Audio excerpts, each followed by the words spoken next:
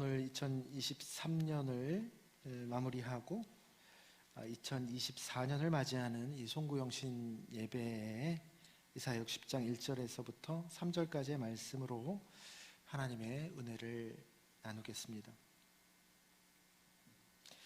우리가 대림절 12월 한 달 동안이 대림절 기간이었죠. 그 대림절 기간에 이사야 본문에 대한 이야기를 적지 않게 했습니다. 이사야가 세 부분으로 나눌 수 있다는 것, 망하기 전에 제1 이사야, 이스라엘이 망하기 전에 임한 말씀이 제1 이사야입니다. 1장부터 39장까지 말씀. 그리고 망해서 포로로 끌려가 있었던 시기에서 임한 말씀, 40장부터 55장까지의 제2 이사야 말씀입니다. 그리고 마지막 56장부터 66장까지 포로 생활이 다 마쳐지고 끝난 상황에서 돌아와서 임한 말씀이 제3 이사야입니다. 오늘 본문은 제3 이사야, 즉 포로 생활을 다 끝내고 난 상황에서 임한 하나님의 예언입니다. 포로 생활이 다 끝났죠. 그래서 좋은 상황 아닙니까? 근데 현실은 현실이죠. 현실로만 따진다면 출애굽했을 때도 그랬죠. 출애굽한 이후의 광야보다 뭐를 더 좋아했습니까? 애굽이 더 좋았다라는 말을 자주 합니다. 가나안 땅 들어가서도 약속의 땅인데도 불구하고 애굽을 추억합니다. 애굽 땅이 훨씬 더 사실은 좋았거든요.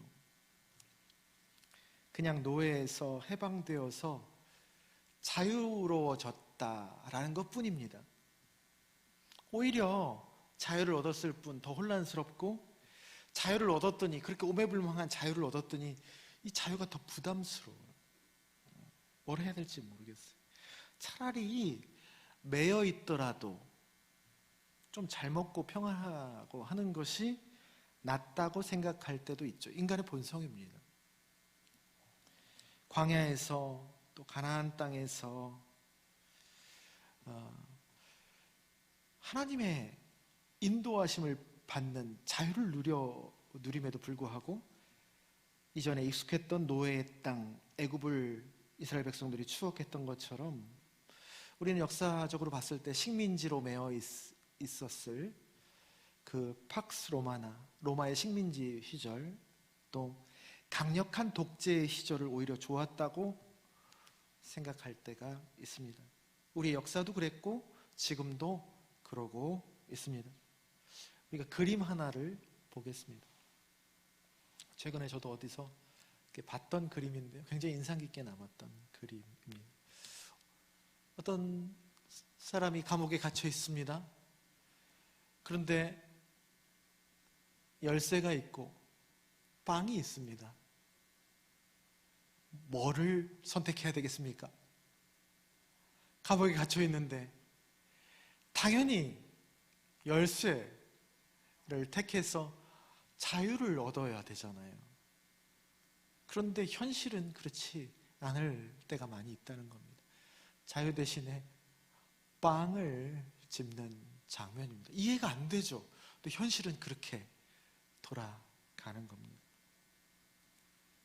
그림을 내려주시고. 그런데요,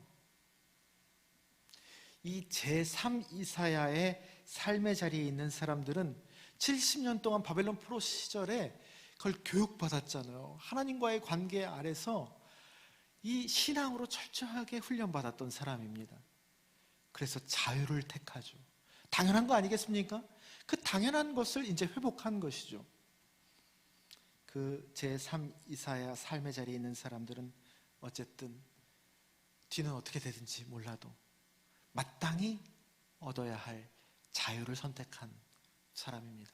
하나님을 뒤따랐던 사람들이죠. 그러나 그럴 때 어김없이 우리에게 찾아오는 것은 빵이고 현실입니다. 빵의 문제가 다가오죠. 그렇게 어쨌든 이제 모든 매임에서 놓여진 상태에서 포로에서 해방된 그 자리에서 오히려 더 막막한, 자유를 빼앗긴 지 너무 오래되어서 다시 자유를 주었더니 어디서부터 시작해야 될지 모르는, 어떻게 책임을 져야 될지 모르는 그런 상황에서의 하나님의 위로와 힘의 말씀이 오늘 본문의 말씀입니다. 1절, 일어나라 빛을 발하라. 새롭게 시작할 예루살렘 시온은 어떤 자리였냐? 제3 이사야의 시온은 다 폐허가 됐어요. 이방 바벨론 포로로 끌려가고 그 당시에 그 남아있던 무주공산이 된 예루살렘은 그냥 폐허가, 삶의 자리며 성전 자리며 다 폐허가 되었던 상황이죠. 가난과 공경과 슬픔이 흐르고 있는 자리가 새롭게 시작할 예루살렘과 시온의 자리였습니다. 그런데 거기에서 일어나서 빛을 발하랍니다. 그 근거는 뭐냐? 그 근거가 뭡니까? 빵을 주고 그런 얘기를 하시면 몰라도 그 근거가 뭐냐? 그 다음에 나오죠. 일어나라 빛을 발하라. 이는 네 빛이 이르렀고 여호와의 영광이 내 위에 임하였음이라. 보이는 것, 상황은 아무것도 없고 어둡기 그지없는 상태 그대로입니다. 빛이랄 게 없어요. 근데 딱 한 가지, 하나님의 빛, 하나님의 영광, 하나님의 임재, 즉 하나님의 살아계심과 다스림 뿐이라는 얘기입니다. 그게 근거예요. 일어나서 빛을 발하라는 근거가 딱 한 가지, 하나님 살아계시다, 그분이 통치하고 계시다라는 얘기입니다. 아무것도 없는데 하나님 딱 한 분 계시는 거예요. 그분이 몸소 자기 백성에게 오시는 그 사실, 그 이유 때문에 너희는 일어나라, 그 빛을 발하라 라고 말하는 겁니다. 2절, 어둠이 땅을 덮을 것이며 캄캄함이 만민을 가리려니와 오직 여호와께서 내 위에 임하실 것이며 그의 영광이 내 위에 나타날 것이다. 여러분, 우리는 이런 말씀을 읽으면 어떻게 이미지를 그립니까? 보통 하나님 어떻게 해주신다는 거예요? 다른 곳은 다 캄캄하지만 우리만 무대 위에 스포트라이트를 딱 비추는 그런 영광스러운 이미지를 딱 떠올립니다. 맞습니다. 그렇게 해주시겠다는 거예요, 오늘 말씀이. 그러나 그 빛의 질감이 우리가 통상 생각하는 것과 다릅니다. 그 빛이 그런 빛이 아니고 신비한 빛입니다. 일어나라 빛을 발하라 말씀하시는 그 빛은요, 우리가 예상한 하나님이 언젠가 나를 짠하니 화려하게 밝게 스포트라이트를 비춰주시겠다, 그런 태양빛처럼 밝은 빛이 아닙니다. 그러나 그것보다 어쩌면 밝은 빛은 아니나 그것보다 더 밝은 빛이라 할 수 있습니다. 말이 어렵죠? 그것보다 밝지는 않지만 사실은 더 밝은 빛입니다. 하나님이 첫째 날에 뭐를 만드셨습니까? 천지창조를 할 때? 빛을 만드셨습니다. 근데 태양은 언제 만드셨죠? 광명체는? 해와 달과 별은? 몇째 날 만드셨습니까? 우리 교회에 주일학교가 없어서 그렇습니까? 몇째 날 만드셨습니까? 넷째 날 만드셨어요. 넷째 날. 따라서 첫째 날 하나님 만드신 빛은 태양빛 같은 것이 아닙니다. 어두워도 결코 사라지지 않는, 어떤 조건에도 바라는, 낮과 밤을 타지 않는 영원한 빛입니다. 요한복음 1장에서는 그것을 참 빛이다, 각 사람에게 비추는 빛이다 말합니다. 그런데 요한복음에서 요한이 말하기를 그 빛을 어두움에 비췄는데 글쎄 이 멍청한 어둠이 그 빛을 깨닫지 못했다라고 말하고 있습니다. 요한복음 1장에. 그 말이 뭐겠습니까? 그 빛은요, 밝은 빛이 아니에요. 누구나 알아볼 수 있는 빛이 아니에요. 어쩌면 알아볼 수 있는 감각이 있는데 이미 우리가 그 감각을 잃어버린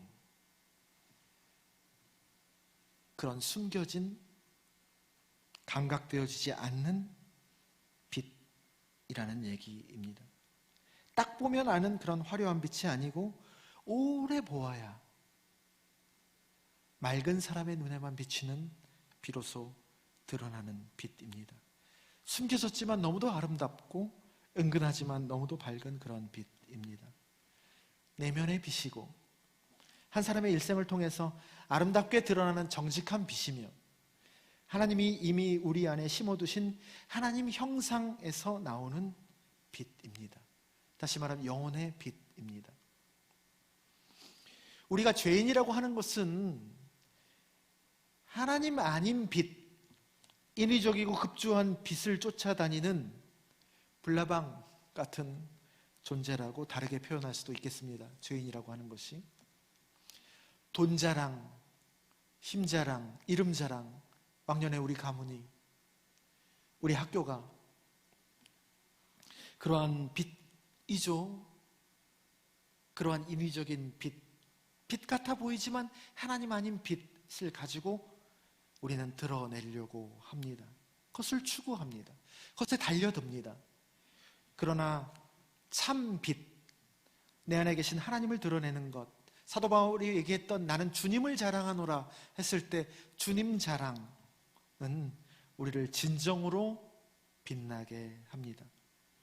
돈으로 만족하고 힘으로 만족하고 사람들이 나를 인정해 주는 것으로 만족하는 것에서 돈 주고 살 수 없는 것으로 만족하고 평범하고 자연스러운 것으로 만족하고 나만 인정해 주는 것이 아니라 더불어서 함께 하는 것으로 만족하는 삶으로 빛을 발하는 것입니다.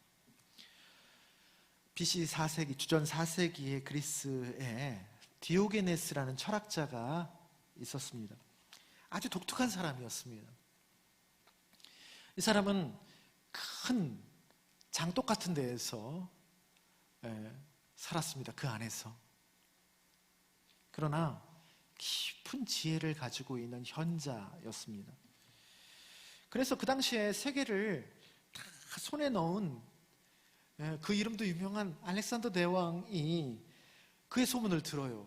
아주 지혜로운 사람, 독특하진 하지만 그를 책사로 쓰기 위해서 그를 찾아갑니다. 그래서 그 장독대 앞에서 벼슬을 준다고, 그것도 권력의 요직 중에 요직, 왕 바로 옆에서 왕에게 조언하는 그런 역할 아닙니까? 요직 중에 요직이죠. 그것을 준다고 그 장독 앞에서 제안을 합니다. 내가 너를 나의 책사로 임명한다. 그랬더니 디오게네스가 알렉산더에게 이렇게 말합니다. 네, 햇빛 가리지 말고 좀 비껴주지 않겠습니까? 좀 비껴줘. 유명한 일화입니다. 그 말이 그 말이죠.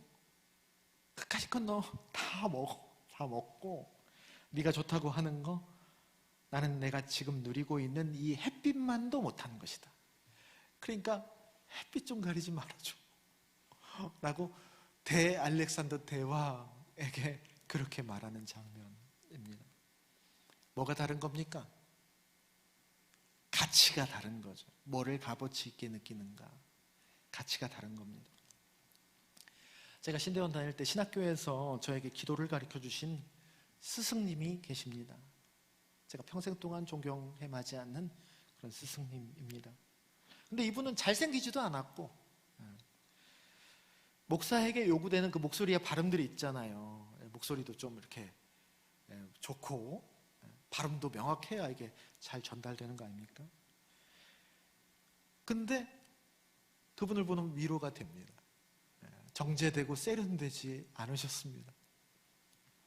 목소리도 아주 가늘고, 언제 한번 우리 교회 한번 모실 테니까 한번 보세요. 목소리도 아주 가늘고 발음도 가끔씩 이렇게 꼬이십니다. 옷도 그냥 입으시는 거 계속 그냥 입으셔요. 단벌 신사요. 그런데요, 멋지십니다. 멋지세요. 오랫동안 그분의 기도, 그분의 신앙, 그분의 설교, 그분의 통찰과 여유, 그렇다고 말랑말랑한 분이 아니거든요. 그분의 강단이 있어요. 그래서 계속 접하다 보면 멋있거든요. 그래서 그분이 입고 다니던 매일 요때 겨울 때 되면 이 집업 가디건이 있어요. 그 위에 이렇게 좀 두툼한 그 마이를 입고 다니시는데 그 집업 가디건이 있어요. 좋겠습니까? 좋지도 않아요. 거무죽죽한 니트에 보풀도 막 이렇게 올라와 있어요.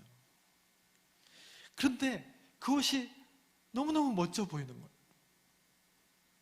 그래서 나중에는 제자들이 하나둘씩 다 어느새 그걸 입고 다녀요. 그 집업 가디건 거무죽죽한. 그런데 새로 산 거잖아요. 이게 좀 낡아야 되는데 그래야 멋있는데 이걸 어떻게 하나. 여러분, 그 옷이 멋져서 멋진 겁니까? 사람이 명품이니까 걸친 옷도 덩달아서 명품이 되는 거지요. 그런데 반대로 사람이 그렇지 않은데 명품 있지 않습니까? 루비통, 샤넬 걸친 것만 그래. 그러면 어떻습니까? 오히려 더 멋져 보이는 게 아니고 더 추하게 보일 수도 있습니다.